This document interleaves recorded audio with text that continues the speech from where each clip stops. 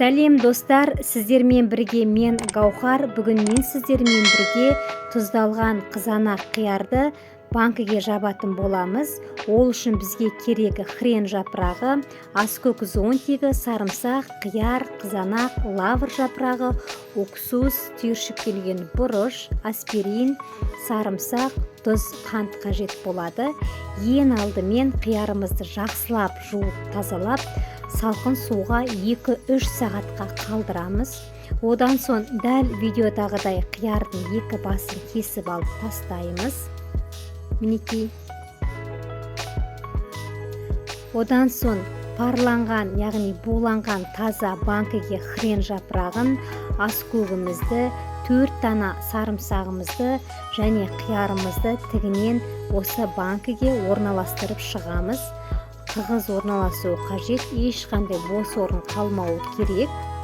Одан кейін 4-5 дана лавр жапырағын салып, бетіне сыйғанша қызанақтарды орналастырып шығамыз. Одан соң қайнап тұрған ыстық суымызды құйып 15 минутқа қалдырамыз. Одан соң суын төгіп тастап, 1 ас қасық қантымызды, 2 ас қасық тұзымызды саламыз. Бұл 2 литрлік банкіге арналған.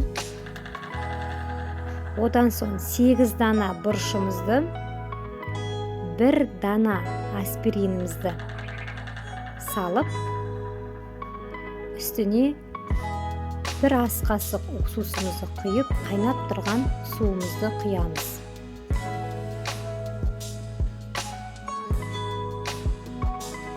Осы банкінің бетін стерилдік крышкамен жауып қоямыз. Міне осымен банкіміз дайын. Осыны орап, басын төмен қаратып 1 күнге қалдырамыз. Қанаса лайк басып, каналыма тіркеліңіздер.